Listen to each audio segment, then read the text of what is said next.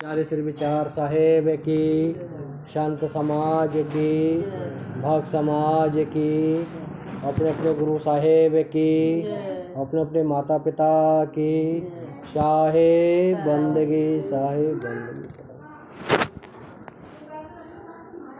सदगुरु कबीर साहब कहते हैं कि बुरा जो देखन मैं चला, बुरा न मिलिया कोई, जो दिल खोजा अपना, मुझसे बुरा ना कोई।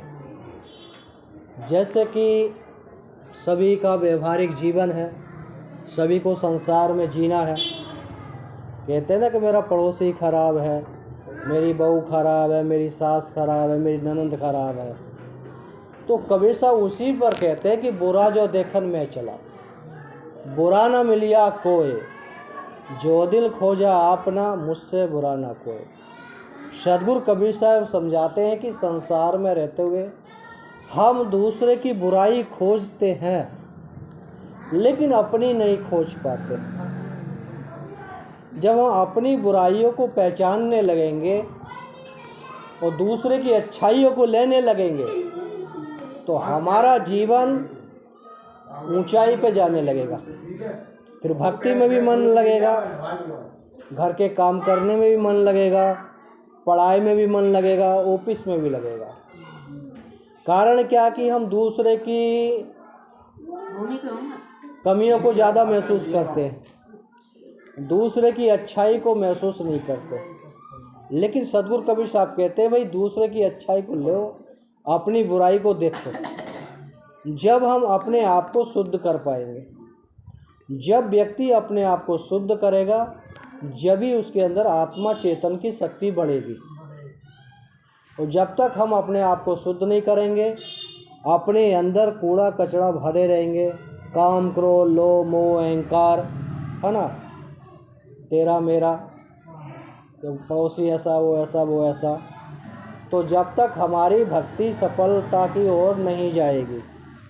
इसलिए कबीर साहब कहते हैं कि उस कूड़े कचरे को दूर निकालो, अपनी बुराइयों को पहचानने की कोशिश करो कि मैं दूसरे की निंदा क्यों कर रहा हूँ, या दूसरे के अवगुणों को क्यों देख रहा हूँ। मुझे दूसरे के सत्गुण देखने चाहिए, अपने अवगुण देखने चाहिए, तो हम उस परम सीमा सत्ता की तरफ खोज करने लगेंगे, जिसको सदगुरु कबीर साहब कहते हैं कि सब घट मेरे साइयाँ, सुनी सहज न कोय, बलिहारी वहाँ घट के जहाँ प्रगट होए।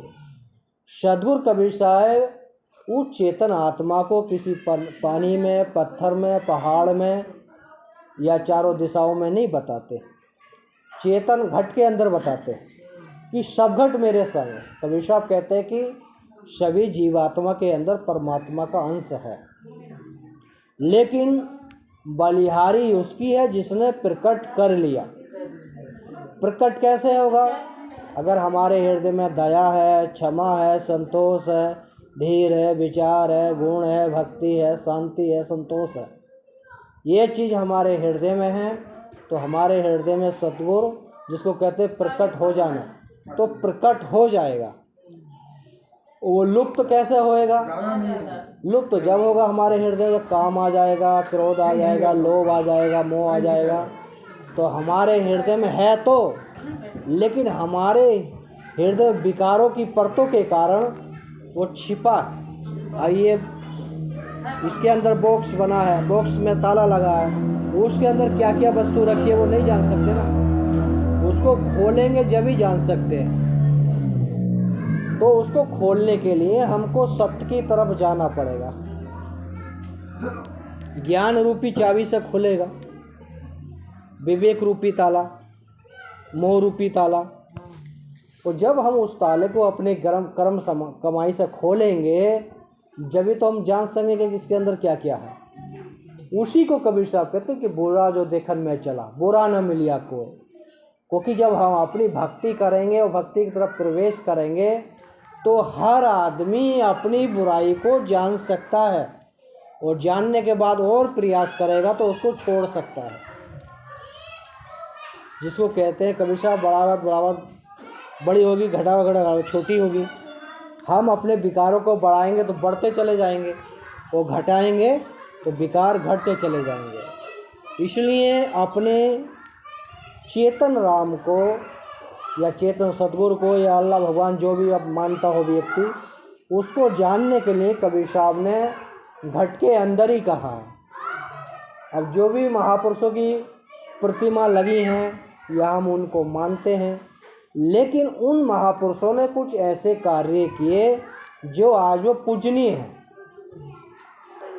हम उनको पूज रहे हैं, ठीक है, लेकिन उनके गुणों को हम नहीं ले रहे, इसलिए वो एनर्जी हमारे अंदर नहीं प्रवेश हो रही। जब उनके गुणों को हम लेने लगेंगे तो वो शक्ति हमारे अंदर प्रवेश होने लगेगी। जैसे कि गणेश भगवान की पूजा होती है, हिंदू रीति रिवाज में सभी लोग करते हैं। सबसे पहले पूजा होती है, क्यों होती है, उसके पीछे कारण क्या है, रीजन क्या है, क्यों उनको श्रेष्ठ माना गया, उस चीज़ को लोग भूल गए। क्योंकि एक बार सभी भगवानों में, सभी देवी देवताओं में एक मीटिंग हुई कि सबसे पहले श्रेष्ठ भगवान किसको माना जाए, किसकी पहले पूजा है।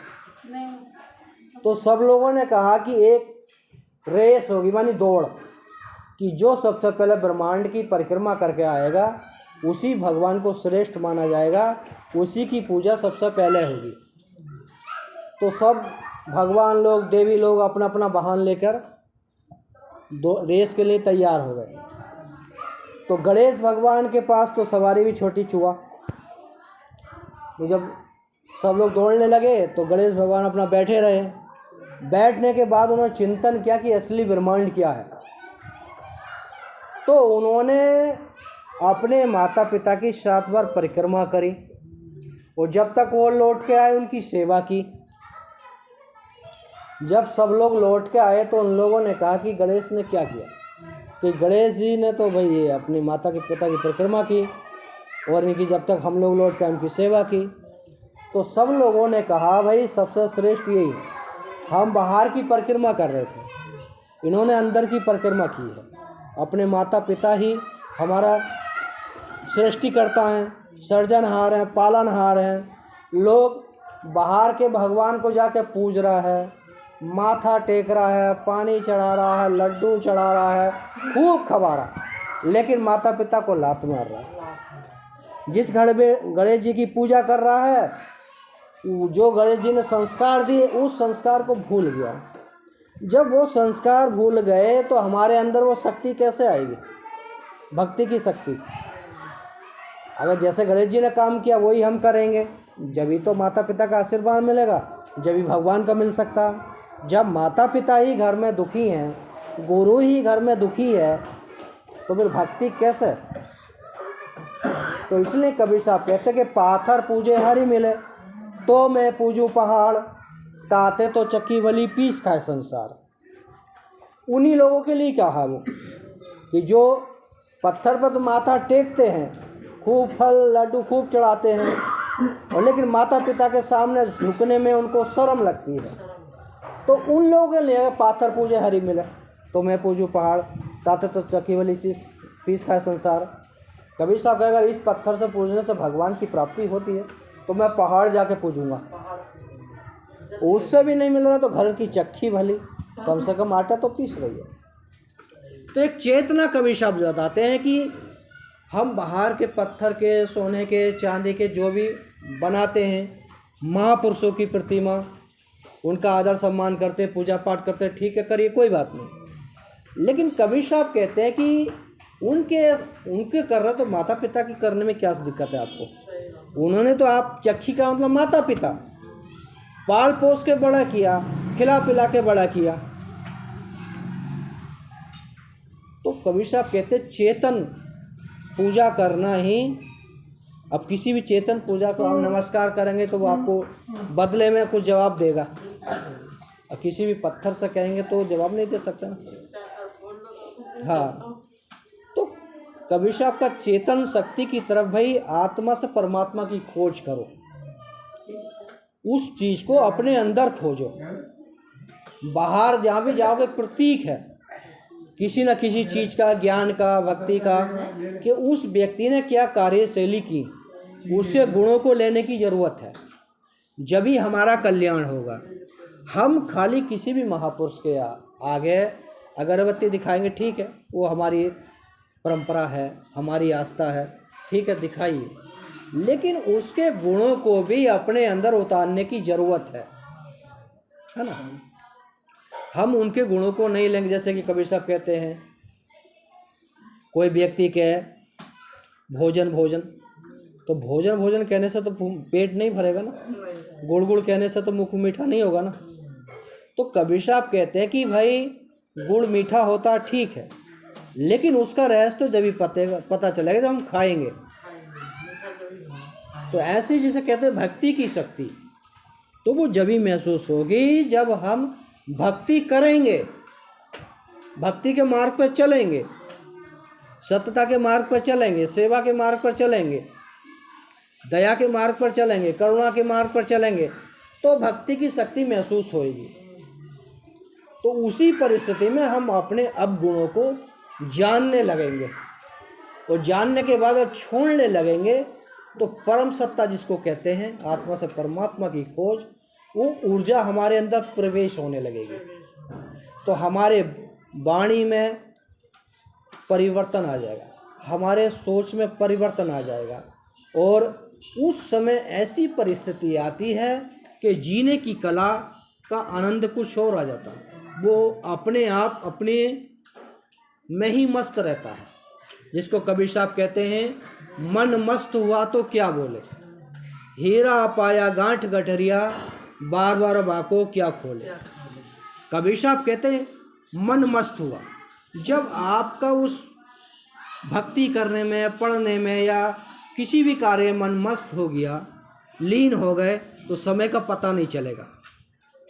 फिर क्या बोले, बोलने की बात खत्म हो, तो उस भक्ति का रहस्य वही जान सकता है। जैसे गूंगे को गुड़ खिला दिया, उसका रहस्य वो बता नहीं सकता, ऐसी भक्ति का भी है, चेतन शक्ति का। लेकिन उस लेवल पर हम पहुँचेंगे तो हीरा पाया गांठ गठरिया, बार बार बाको क्या खोले। जैसे कोई भी हमने आत्मा चेतना पाई या कोई ज्ञान प्राप्त किया, उसका हम अहंकार करने लगे, है ना। अब उस अहंकार से हम दूसरे को छोटा समझने लगे, तो उसको कहते हैं बार बार वाक क्या खोले। क्योंकि उस परिस्थिति में हमारे फिर विकार धीरे धीरे अंदर प्रवेश होने लगेंगे। वो ज्ञान रूपी हीरा हमारे हृदय से कब चोरी हो जाएगा पता नहीं चलेगा, खाली हम उस समय ढोल बजाते रहेंगे। तो उसी को कबीर साहब कहते हैं, हीरा पाया गांठ गठोरिया, गांठ गठरिया, बार बार को क्या खोले।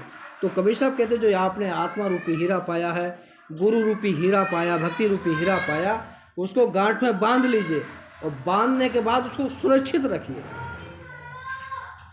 जो गुरु ने नाम दिया उसका सुमरन कीजिए, गुरु ने जो मार्ग बताया है भक्ति का, उस पर चलिए।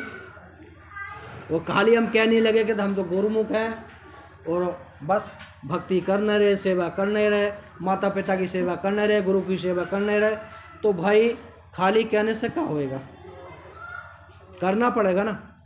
तो उसी को कबीर साहब कहते हैं, भाई जब करेंगे जब ही हमारे अंदर वो एनर्जी प्रकट होएंगी। हल्की थी तब चढ़ी तराजू, पूरा भया तो क्या तोले। जैसे कि भार है, एक तरफ तराजू है, एक तरफ 1 किलो सामान रखा, दूसरे तरफ बाट रखा, जब पूरा हो गया तो उधर कितना भी सामान चढ़ाओ तो बताएगा सॉरी कांटा, वो तो गिर गया। तो उसी को कबीर साहब कहते कि नाप तोल कर भक्ति मत कीजिए। कि गुरु ने बता दिया कि 10 मिनट बैठ कर ध्यान करना, तो हम तो 10 ही मिनट करेंगे, 11 मिनट नहीं करेंगे। गुरु ने बता दिया बस एक जाप करना माला का, तो बस एक ही करेंगे, दूसरी नहीं करेंगे, तो वो हो गई नाप तोल। कबीर साहब कहते हैं नाप तोलो नहीं, आपका मन कर रहा आधा घंटा बैठ के ध्यान करो, मन कर रहा 4 माला जपो, है ना। माला जप रहे हो, बच्चों का पाला पोषण सही से नहीं कर रहे, माला की तो बनने के लिए है, माला की तो बनने के लिए, माला मतलब मन की माला, मन की माला फेर रहे। क्योंकि एक ये जैसे एक हाथ की माला है, मन की माला है, ये मन को रोकने की चीज़ है।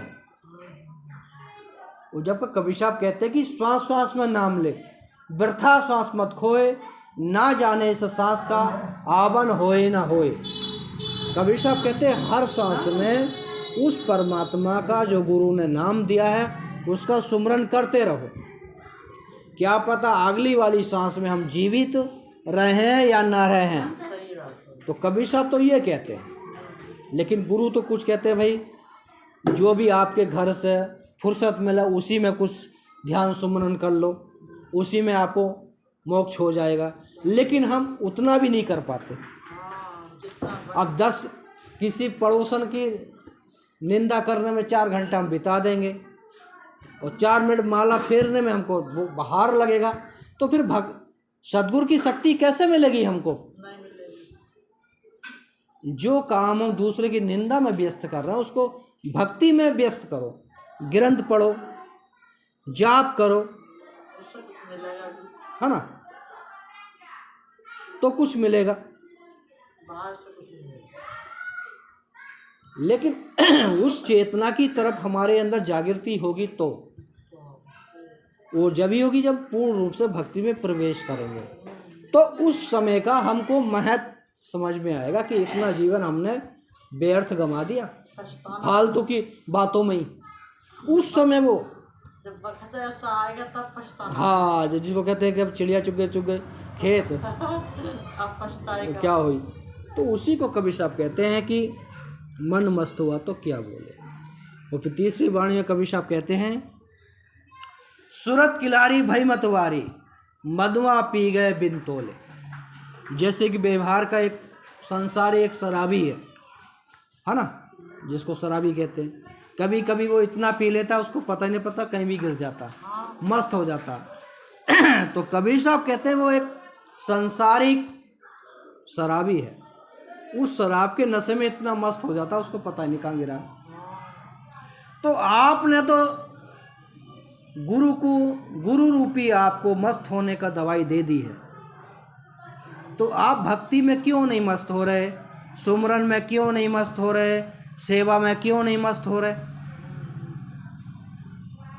सूरत किलारी, कबीर साहब के सूरत की किलारी पे चढ़े, भई मतवारी माने उसमें लीन हो जाओ, मदवा पी गए बिन तोले का मतलब ध्यान में ध्यान लग गया, 4 घंटा बैठे 2 घंटा बैठे पता नहीं चला समय का। फिर तीसरी बार चौथी में क्या कबीर साहब कहें कबीर सुनो भाई साधो, साहेब मिल गए तिल ओले। कबीर साहब कहते हैं कि साहेब जो परमात्मा है या जो भी जिस परंपरा के अनुसार उसको नाम दिया गया है, तिल का भार कितना होता है, कितना छोटा तिल होता है कि उसमें मिल जाएंगे। लेकिन अगर उस नियमों के अनुसार हम चलते हैं तो नहीं चलेंगे तो खाली हाथ चले जाएंगे। इसलिए अपने हाथों को भक्ति से भर लीजिए, सेवा से भर लीजिए, सुमरन से भर लीजिए। जब कमाई हमारे खाते में कुछ पैसा होगा जब ही तो एटीएम से निकाल सकते हैं, सही बात। है ना। वो खाता ही हमारा खाली है तो एटीएम से कैसे धन निकाल सकते हैं। एटीएम तो आपने गुरु रूपी नाम का एटीएम तो ले लिया और भक्ति रूपी बैलेंस उसमें डाल ही नहीं रहे भैया, सही है। तो कहाँ से निकालोगे। है साहब जी, खाली पड़ा है।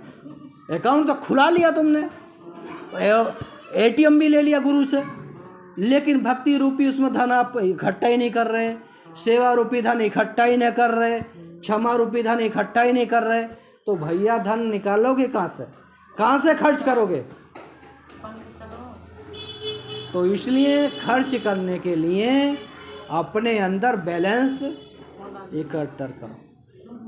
जो बड़े संत महापुरुष होते हैं उन्होंने अपने मुख से बोल दिया जा तेरे भला हो जाएगा, तो उनके अंदर वो बैलेंस है वो होता है। क्योंकि बनारस काशी में एक तरफ कीनाराम बाबा रहते थे और एक तरफ तुलसीदास बाबा रहते थे। तो एक सज्जन था वो सेवा करता था, उसके बच्चे उच्चे नहीं हुए थे नहीं हुए थे तो उसने वो आश्रम में जाता था, उनकी सेवा करता था। पति पत्नी दोनों अपने। तो एक दिन वो निराश होकर बैठे तो तुलसीदास बाबा ने पूछा कि क्या बात है, कि हमारा आंचल खाली है, आंचल सूना है, कुछ होता बच्चा तो अच्छा हो जाता। तो तुलसीदास जी ने कहा अच्छा मैं भगवान से पूछ के बताऊंगा। तो उन्होंने शाम को अर्जी करी, भगवान से पूछा, तो भगवान ने कहा इसके तो 7 जन्मों तक पुत्र नहीं है। भगवान ने बोल दिया। हाँ, तो उन्होंने उससे कहा तेरे तो 7 जन्मों तक नहीं है। तो कीनाराम बाबा के पास आए, तो कीनाराम बाबा के पास सेवा करते रहे। फिर बाबू उदास हुए, फिर कीनाराम बाबा ने पूछा कि क्या बात है कि हमारा आंचल सूना है। तो उन्होंने क्या कहा तेरे 4 बच्चे हो जाएंगे। समय व्यतीत हुआ, उसके 4 बच्चे हो गए। और जैसे अपना ये आश्रम है, ये आपका घर है, फिर वो तुलसीदास बाबा इधर से गुजरे, आवाज़ दी कि तो मेरे भगत का घर है, तो 4 बच्चे खेल रहे हैं। उन्होंने पूछा कि ये किसके बच्चे, कि हमारे बच्चे हैं। कि कैसा है, कि हमने कीनाराम बाबा की भक्त सेवा की थी, उन्होंने आशीर्वाद दिया, बच्चा हो गया। तो तुलसीदास बाबा को चिंता हो गई कि भगवान ने मुझसे झूठ बोला कि इसके कोई बच्चा नहीं 7 जन्मों तक, इसके तो 4 बच्चे। तो भगवान ने कहा कि जा जिंदे इंसान का मांस लेके आना, तुलसीदास बाबा से। तो कटोरा लेकर सब में घूमे, तो किसी ने नहीं दिया। और फिर कीनाराम बाबा के पास गए, तो कीनाराम बाबा ने अपने शरीर से उन्होंने अपना मांस निकाल कर दे दिया कि लो भगवान ये जिंदा मांस है मनुष्य का। तो उन्होंने कहा भगवान ने कि जब कीनाराम ने मेरी बात मान ली तो मैं उसकी बात क्यों नहीं मानूं भाई, मांस तो तेरे पास भी था, तूने क्यों नहीं दिया। तो कहने का मतलब ये है कि हम भक्ति करेंगे तो शक्ति आएगी और लोगों का भला, हमारे पास बैलेंस होगा जब भी तो हम निकाल सकते हैं। तो बैलेंस हमको भक्ति से, सेवा से, करुणा से अपने अंदर बनाना पड़ेगा। वो खाली खाली अकाउंट है हमारा तो कैसे काम चलेगा। इसलिए जो गुरु ने खाता खोल दिया, आपको ATM दे दिया भक्ति करने का, तो उसमें भक्ति का बैलेंस बढ़ाइए ना। भगवान पूछेगा आपने क्या किया, भक्ति गुरुमुख हुए, भक्ति आपने की नहीं, बताओ क्या करें। आप ही से पूछेगा कि बताओ किधर भेजें आपको, वो पूछेगा किधर भेजें, तो आपको कहोगे भैया जिधर जैसे हमारे कर्म है ऐसे भेज दो। धर्मराज किसी का दुश्मन नहीं है, या यमराज किसी का दुश्मन नहीं है, वो तो कर्मों के अनुसार अपना कर्म फल आपको देगा। इसलिए अपना कर्म, भक्ति, सेवा करना पड़ेगा। भगवान के भरोसे बैठेंगे तो खेत में बीज डालेंगे तो फसल होगी, वो बीज डालेंगे ना तो फसल कहाँ से होगी।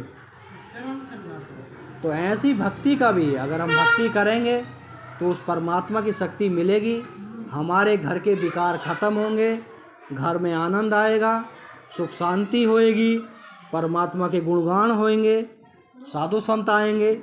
जब हम खुद ही विकारों में फंसे हैं, ना किसी माता पिता की सेवा कर पाएंगे, ना साधु संत की सेवा कर पाएंगे, ना अपने आस पड़ोस की सेवा कर पाएंगे। इसलिए अपने अंदर भक्ति रूपी बैलेंस को बढ़ाते रहिए, जब ही हमारा जीवन सफल हो सकता है। जिसको कबीर साहब कहते हैं कि लाली मेरे लाल की जित देखत लाल, लाली देखन मैं चली मैं भी हो गई लाल।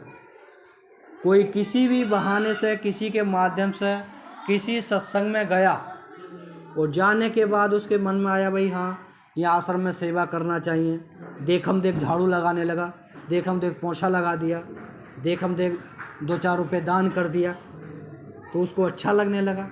फिर उस सत्संग से जुड़ गया, फिर भक्ति करने लगा, और अच्छा लगने लगा, फिर और भक्ति करने लगा, और अच्छा लगने लगा। तो उसी को कबीर साहब कहते लाली देखन मैं चली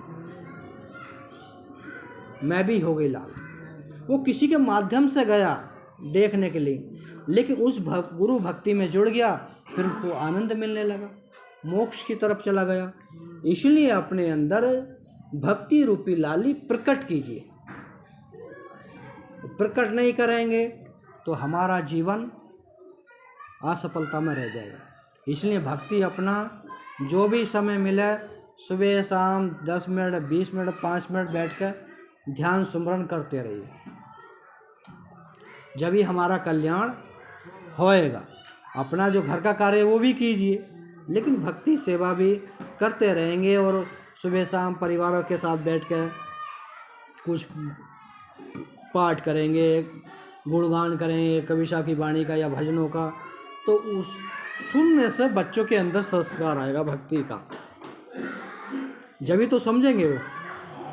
तो खाली हम टीवी खोल के बैठ जाएंगे तो टीवी के संस्कार पकड़ेंगे ना, भक्ति के कहाँ से पकड़ेंगे? जब भक्ति के ना पकड़ेंगे तो फिर हमारी सेवा कैसे कर देंगे? क्योंकि भाई सेवा के संस्कार हम बच्चों के अंदर डालेंगे जब ही तो आएगा। हमारे छोटे बच्चे उनसे कहेंगे बंदगी करो, या दादा दादा के पैर छुओ, उनके पैर दबा दो जाके, या उनका आसन लगा दो, जब ही तो उनके अंदर लक्षण आएगा। वो हम सिखाएंगे नहीं तो उनके अंदर लक्षण कहाँ से आएगा? इसलिए संस्कार भक्ति का, सेवा का देना पड़ेगा, जब ही हम फल पेड़ लगाएंगे जब ही तो फल खाएंगे। सारी संस्कार होते हैं बच्चे, पर संगत से चले जाते हैं। नहीं, वो संस्कार हम कच्चे दे रहे हैं ना। जब पक्के संस्कार दे देंगे, कितनी भी संगत में हो नहीं बिगड़ेगा। एक कच्चा संस्कार, एक पक्का संस्कार है। पक्का संस्कार तो था उसके अंदर, कौन था वो?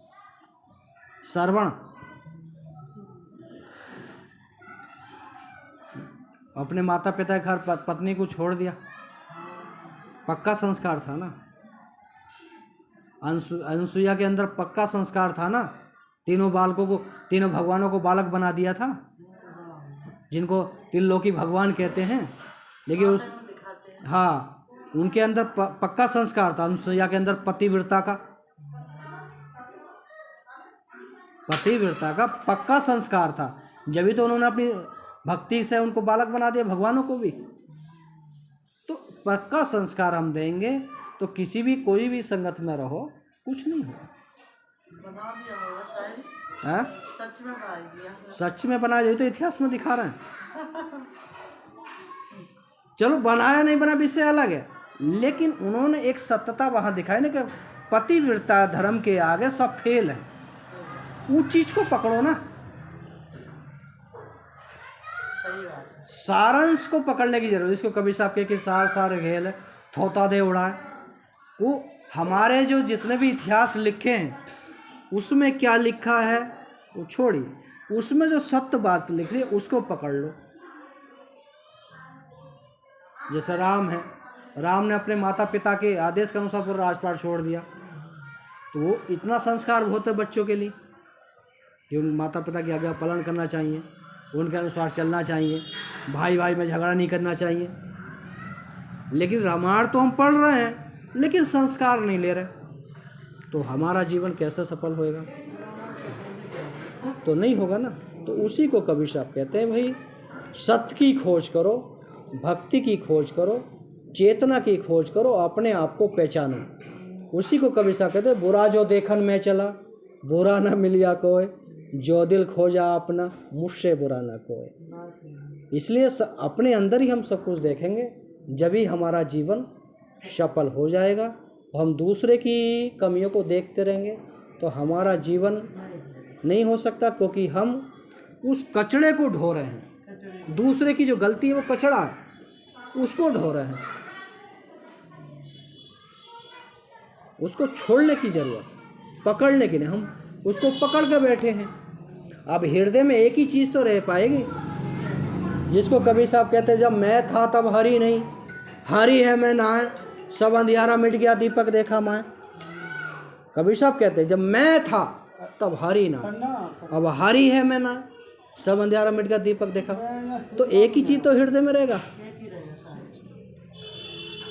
तो या तो सत्य रूपी हीरे को अपने हृदय में रखिए, या अहंकार रूपी हीरे को अपने हृदय में रखिए। अहंकार आ जाएगा तो हरि भाग जाएगा। हरि दया, क्षमा, संतोष, धीर, विचार, गुण, भक्ति, सेवा, ये हरि है। अब आप विष्णु हरि को मानोगे, विषय अलग है। हरि मतलब सत्य, दया, क्षमा, संतोष, धीर, विचार, गुण, भक्ति, ये हरि, ये तुम्हारे हृदय में आएगा तो परमात्मा स्वयं प्रकट हो जाएगा। अब ये नहीं आया तुमने काम करो लोम हो अपने हृदय में रख लिया तो ज्ञान का दीपक बुझ जाएगा, अंधकार हो जाएगा। वो कभी सब कहते जब मैं था तब हरि नहीं, जब हमारे अंदर में विकार हैं तो भक्ति कहाँ ले मिल पाएगी। जब मैं था हरि नहीं, हरि है मैं ना, सब अंधेरा दीपक देखा मैं। जब ज्ञान का दीपक आपके अंदर जल गया, दया का, क्षमा का, संतोष का, धीर का, विचार का, गुणों का, भक्ति का, सेवा का, तो फिर वहाँ अंधकार कहाँ रहेगा, तो भाग जाएगा। इसलिए अपने अंदर ज्ञान का दीपक जलाने की आवश्यकता है, वो अपने आत्मा से परमात्मा की खोजने की करने की आवश्यकता है। ज़्यादा न कहते हुए अपने शब्दों को विराम देता हूँ। बोलिए सदगुरु कबीर साहेब की, लहर तारा धाम की, काशी कबीरश्वरा धाम की, मगहर धाम की, अपने अपने गुरु साहेब की, अपने अपने माता पिता की साहेब बंदगी, साहेब बंदगी, साहेब।